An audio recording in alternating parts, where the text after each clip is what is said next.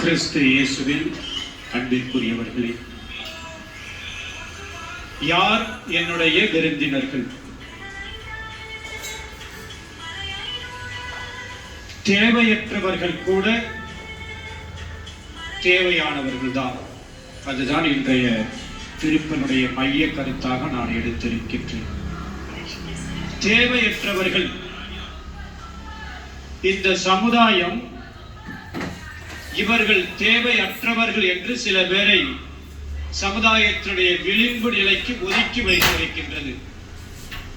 அனாதைகள், ஆதரவற்றவர்கள், முதியவர்கள், உடல் ஊனமுற்றவர்கள், மாற்றுத்திறனாளிகள், இவர்களால் இன்னும் பல இவர்களால் இந்த சமுதாயத்திற்கு எந்த விதமான நன்மையும் கிடையாது என்று இவர்களை எல்லாம் இவர்கள் தேவையற்றவர்கள் என்று ஒதுக்கி வைத்திருக்கின்றது. ஆனால் இந்த தேவையற்றவர்கள் தான் சில நேரங்களில் நமக்கு தேவையானவர்கள் என்பதை இயேசு இன்றைய நற்செய்தியின் வழியாக சொல்லுகின்றார். இவர்களை அழையுங்கள். யாரெல்லாம் இந்த சமுதாயம் தேவையற்றவர்கள் என்று ஒதுக்கியதோ அவர்களை உங்களுடைய விருந்தினர்களாக அழைத்து அவர்களை உபசரியுங்கள். அப்படி உபசரித்தால் என்ன நடக்கும்? நமக்கு நீங்கள் பேறு பெற்றவர்கள் ஆவீர்கள். நேர்மையாளர்கள் உயிர்த்தெழும் பொழுது உங்களுக்கு கைமாறு கிடைக்கும். எப்பொழுது இப்படிப்பட்டவர்களை தேவையற்றவர்கள் என்று இந்த சமுதாயமும் நாமும் ஒதுக்கியவர்களை அழைத்தால் நீங்கள் பேறு பெற்றவர்கள். இயேசுவில் அன்பிற்குரியவர்களே, 4 நற்செய்திகளிலும் நீங்கள் பார்த்தீர்கள் என்றால் இயேசு திருமண விருந்து அல்லது விருந்து இவைகளுக்கு அதிக முக்கியத்துவம் கொடுத்து தன்னுடைய நற்செய்தி பணியை அறிவித்தார். பல உவமைகள் வழியாக, குறிப்பாக விருந்தை பற்றிய உவமைகள் வழியாக மக்களுக்கு அறிவுரை வழங்கினார். யாரெல்லாம் அந்த விருந்திற்கு அழைக்கப்பட வேண்டும், அந்த விருந்து எப்படிப்பட்டதாக இருக்க வேண்டும் என்றெல்லாம் பல நற்செய்திகளில் பல உவமைகள் இருக்கின்றன. ஒரு சிலவற்றை மட்டும் நான் சொல்லுகின்றேன். இயேசு செய்த முதல் புதுமை கானாவூரில் நடந்த ஒரு திருமண விருந்தில் நடைபெற்றதை நாம் பார்க்கின்றோம். இரண்டாவதாக தன்னுடைய அப்போஸ்தலராக சுங்கச்சாவடியில் அமர்ந்திருந்த மத்தேயுவை அழைத்தார். அதற்கு பிறகு அவருடைய வீட்டிற்கு விருந்திற்கு சென்றார் என்று நாம் நற்செய்தியிலே வாசிக்கின்றோம். குறிப்பாக மத்தேயு நற்செய்தி 9வது அதிகாரம் 10வது வசனம். அவர் பந்தியில் அமர்ந்திருந்த பொழுது வரி தண்டுவோரும் பாவிகள் என பலர் இயேசுவோடும் சீடரோடும் விருந்து உண்டனர். பிறகு திருமண விருந்து உவமையை பற்றி மத்தேயு நற்செய்தி 22வது அதிகாரத்திலே நாம் வாசிக்கிறோம். மத்தேயு நற்செய்தி 26வது அதிகாரத்திலே சீமோன் என்ற ஒருவனுடைய வீட்டிற்கு இயேசு உணவருந்த செல்கின்றார். அங்குதான் ஒரு பெண் நறுமண தைலத்தை கொண்டு இயேசுனுடைய கால்களை தேய்ப்பதை நாம் வாசிக்க கேட்கலாம்.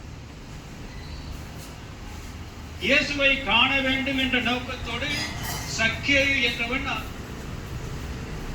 மரத்திலே ஏறி இயேசுவை பார்க்கின்றான். இயேசு அவனை அழைத்து கீழே இறங்கி வா, நான் உன்னோடு விருந்து உண்ண வேண்டும் என்று கூறுவதை பார்க்கிறேன்.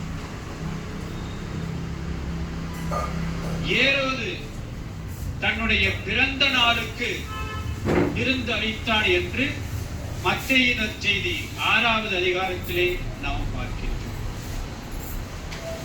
ஊதாரி மைந்தனுடைய உவமையில் லூக்கா நற்செய்தி 15வது அதிகாரம் தன்னுடைய இளைய மகன் திரும்பி வந்துவிட்டான் என்ற மகிழ்ச்சியில் இயேசு அந்த ஊதாரி மைந்தனுடைய தந்தை விருந்தளிப்பதை பார்க்கின்றோம். செல்வரும் லாசரும் என்ற அந்த உவமையில் செல்வன் விருந்து உண்பதை நாம் பார்க்கிறோம். கடைசியாக இயேசு தன்னுடைய இரவு விருந்திலே தன்னுடைய உடலையும் இரத்தத்தையும் கொடுப்பதை பார்க்கிறோம். இப்படி இந்த விருந்து என்ற இந்த செயல் இயேசுனுடைய பணி வாழ்வில் அவரோடு ஒன்றாக கலந்துவிட்ட ஒன்று. இதன் வழியாக பல உவமைகள் வழியாக இயேசு அந்த காலத்தில் பரிசேயர்களுக்கும் சதுசேயர்களுக்கும் அறிவுரை வழங்கியதை நாம் பார்க்கின்றோம். கிறிஸ்து இயேசுவில் அன்பிற்குரியவர்களே, இந்த விருந்தை பற்றி அல்லது இந்த விருந்தினர்களை நாம் எப்படி உபசரிக்க வேண்டும் என்பதை பற்றி இன்றைய காலகட்டத்தில் வாழ்ந்து கொண்டிருக்கின்ற நாம் சிந்தித்து பார்ப்போம். யூதர்களுடைய பண்பாடு அல்லது இயேசு வாழ்ந்த பொழுது கிரேக்க பண்பாடு, ரோமர்களுடைய கலாச்சாரத்தில் விருந்தினர்களை உபசரித்தல் என்பது ஒரு தெய்வீக கடமையாக, ஒரு தெய்வீக செயலாக கருதப்பட்டது. தேவையில் இருக்கின்ற யாவருக்கும் தாராள மனதுடன் அவர்களை கவனிப்பதும் காருண்யத்தை வழங்குவதும் உண்மையான விருந்தோம்பல் என்று இந்த யூத சமுதாயமாக இருந்தாலும் சரி, கிரேக்க ரோமை சமுதாயமும் நினைத்துக் கொண்டுதான் இருந்தார். நம்முடைய தமிழ்நாட்டில் விருந்தோம்பலை பற்றி சொல்ல வேண்டிய தேவையே கிடையாது. விருந்தினர்களை உபசரிப்பதில் நம்முடைய தமிழ்நாடு பெயர் பெற்ற ஒன்று. நம்முடைய தமிழர்களுடைய கலாச்சாரம், தமிழர்களுடைய பண்பு விருந்தோம்பலுக்கு பெயர் பெற்றது. விருந்தோம்பலை பற்றி நம்முடைய தமிழ்நாட்டில் சொல்லுகின்ற பொழுது இவ்வாறு சொல்லுகின்றார்கள்: பந்தியில் பரிமாறுகையில் கை அசைவதை பார்த்துதான் உணவை பரிமாற வேண்டுமா? நன்றாக பாருங்கள். உணவு பரிமாறுகின்ற பொழுது கை அசைவை பார்த்துதான் உணவு பரிமாற வேண்டுமா? முகம் பார்த்து பரிமாறினால், யார் என்று பார்த்து பரிமாறினால் வேண்டப்பட்டவர், பழக்கப்பட்டவர், தெரியாதவர், தேவையில் இல்லாதவர் என்ற பாகுபாடு வந்து விடுமா? அவ்வளவு அருமையான வார்த்தை பாருங்கள்.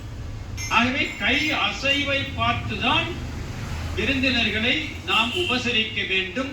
யார் வந்திருக்கின்றார்கள், நமக்கு தெரிந்தவர்களா தெரியாதவர்களா, வேண்டியவர்களா வேண்டப்படாதவர்களா என்று நாம் பார்க்க கூடாது.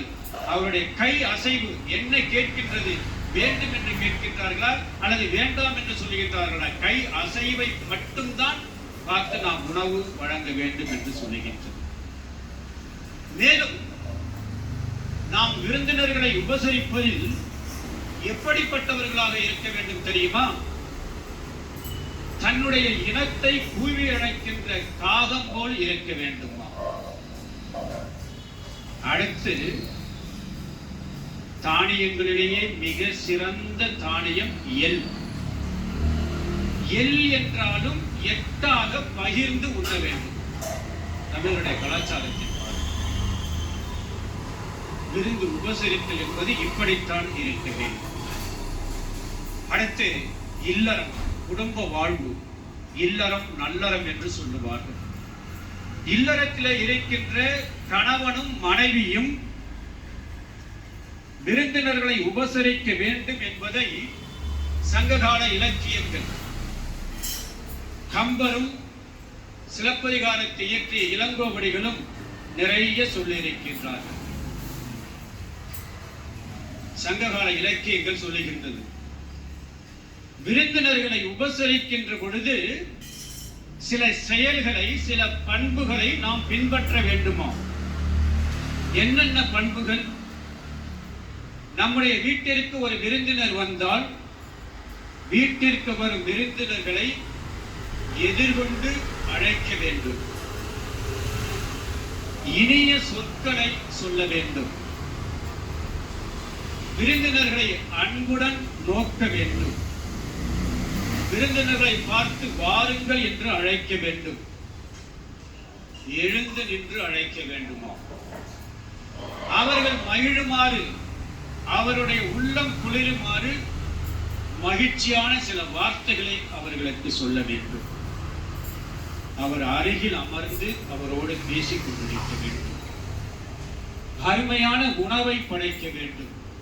என்ன நம்மிடம் இருக்கின்றதோ அந்த உணவை படைக்க வேண்டும்.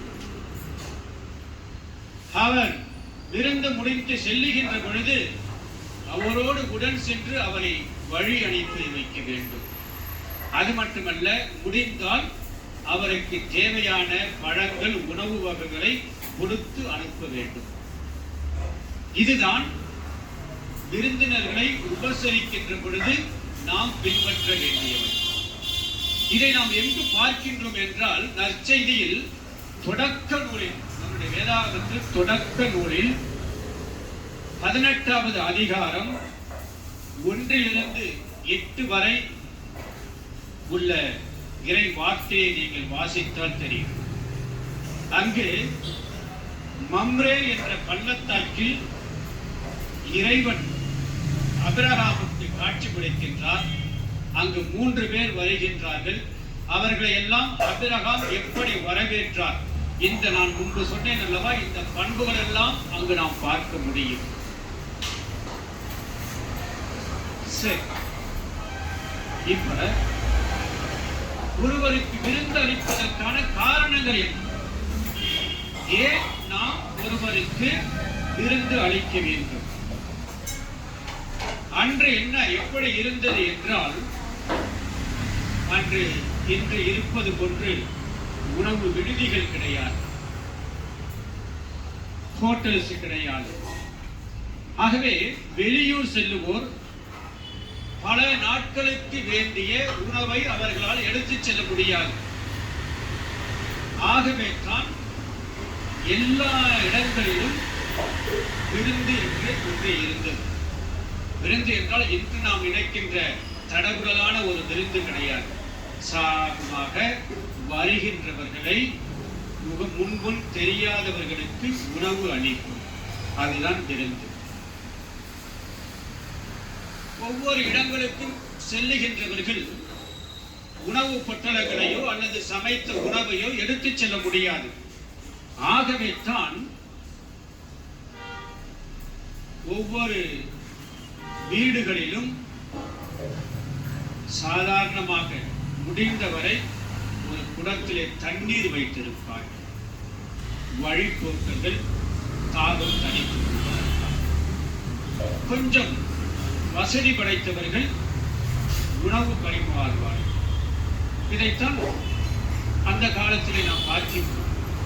வசதி படைத்தவர்கள் தங்களுடைய வீட்டிற்கு அல்லது தங்களுடைய தெருவிலே செல்லுகின்றவர்களுக்கு ஒவ்வொரு நாளும் அன்னதானம் வழங்குவார்கள். வசதி படைத்த கோவில்கள் இருந்தால் அந்த கோவில்களிலே ஏழைகளுக்கு, கைவிடப்பட்டோருக்கு, இந்த சமுதாயம் நான் முன்பே சொன்னது போல யாரெல்லாம் ஒதுக்கப்பட்டார்களோ அவர்களுக்கு உணவு வழங்குவார்கள். இதைத்தான் நாம் பார்க்கிறோம். இதுதான் அறமாக போற்றப்பட்டது. இனி நம்முடைய வாழ்க்கைக்கு, இன்றைய காலகட்டத்திற்கு, இன்று இந்த விருந்தினர்களை உபசரித்தல் எப்படி இருக்கின்றது? வயதானவர்களுக்கு தெரியும். முன்பெல்லாம் வீடுகளில் வீட்டிற்கு முன்பாக திண்ணை என்ற ஒரு இடம் இருக்கும். அது எதற்காக? அங்கு செல்லுகின்ற அந்த வீதிகளிலே செல்லுகின்றவர்கள் யாராக இருந்தாலும் சரி, முன்பு தெரியாதவர்கள், முகம் தெரியாதவர்கள் அந்த திண்ணையிலே அமர்ந்து செல்வார்கள். பார்த்திருக்கலாம், வயதானவர்களுக்கு தெரியும். இன்னும் சில வீடுகளில் என்ன இருக்கும் தெரியுமா? அந்த திண்ணை அந்த திண்ணையிலே சாய்ந்து கொள்வதற்கு ஒரு திட்டு போன்ற ஒன்று இருக்கும். நான் பார்த்திருக்கின்றேன். நான் சின்ன வயதில் வருகின்றவர்கள் அந்த திண்ணையிலே அமர்ந்து அல்லது அந்த திட்டிலே சாய்ந்து கொண்டு சில நேரங்களில் ஓய்வும் எடுக்கலாம். ஒவ்வொரு வீட்டிலும் குடிப்பதற்கென்று மண்பானையில் தண்ணீர் வைத்திருப்பார்கள். கொஞ்சம் வசதி படைத்தவர்கள் அப்பொழுதெல்லாம் கால்நடைகளுக்கு, மாடுகளுக்கு பாலுக்கு பஞ்சமில்லை, மோர் வைத்திருப்பார்கள். யார் வேண்டுமானாலும் குடித்து செல்லலாம்.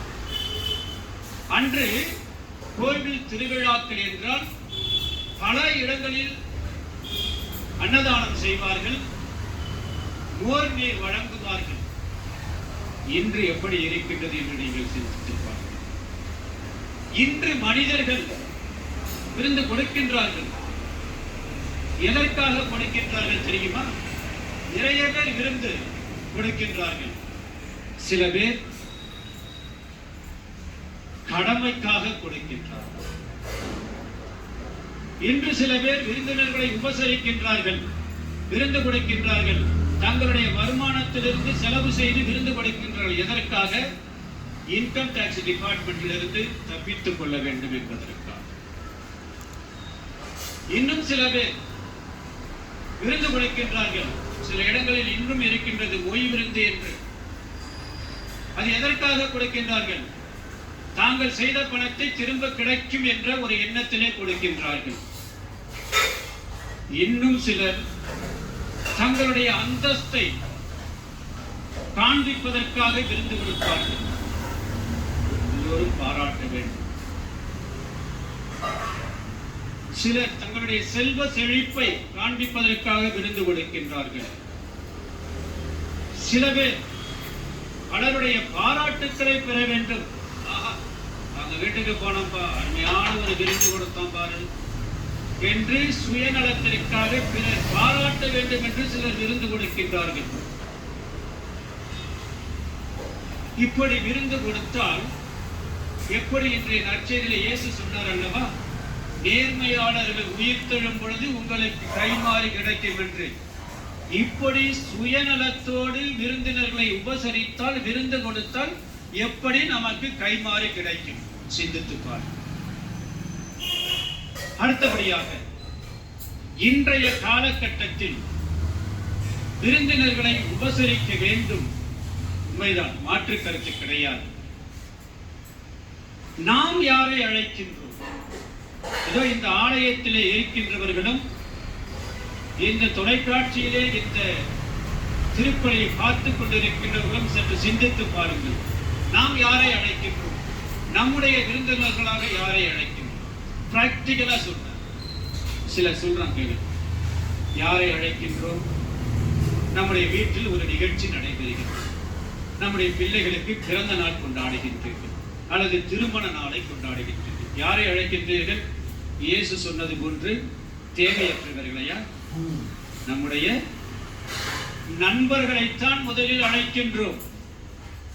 நம்முடைய உறவுகளைத்தான் முதலிலே அழைக்கின்றோம். அல்லது இன்னும் ஒருபடி மேலே சென்று சொல்ல வேண்டும் என்றால் யாரை அழைக்கின்றோம்? நம்முடைய அலுவலகத்திலே பணிபுரிந்து கொண்டிருக்கின்ற உயர் அதிகாரிகளை. ஒரு சுயநலம் உள்ளே இருக்கின்றது.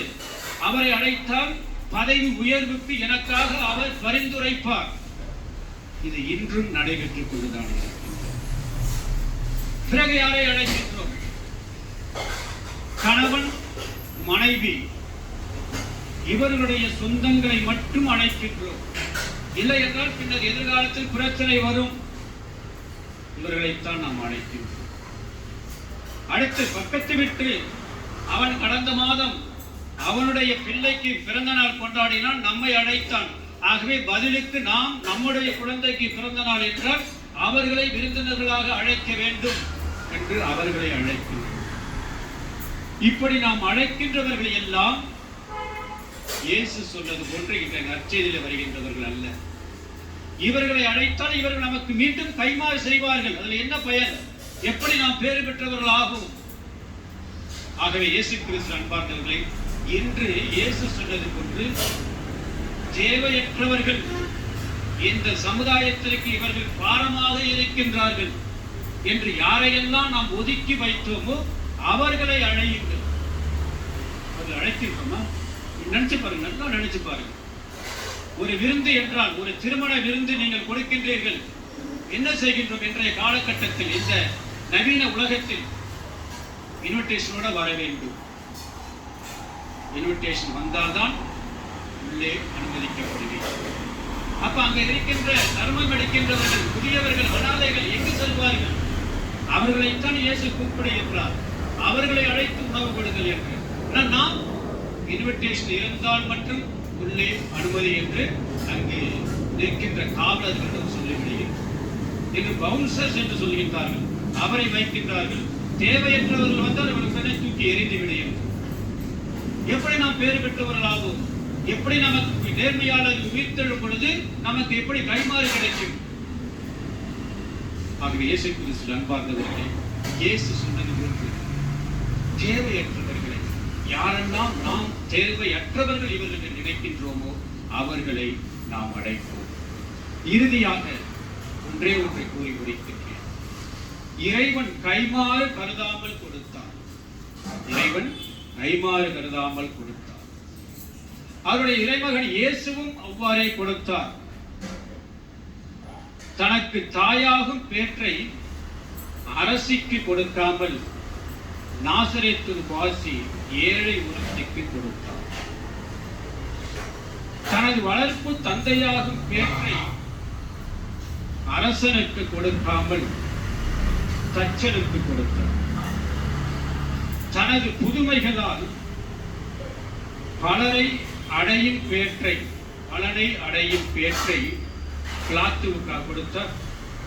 மாறாக தன்னுடைய புதுமைகளால் குருடருக்கு கொடுத்தார் அந்த பலனை, செவிடர்களுக்கு கொடுத்தார், உடவர்களுக்கு கொடுத்தார், ஏழைகளுக்கு கொடுத்தார், அனாதைகளுக்கு கொடுத்தார்.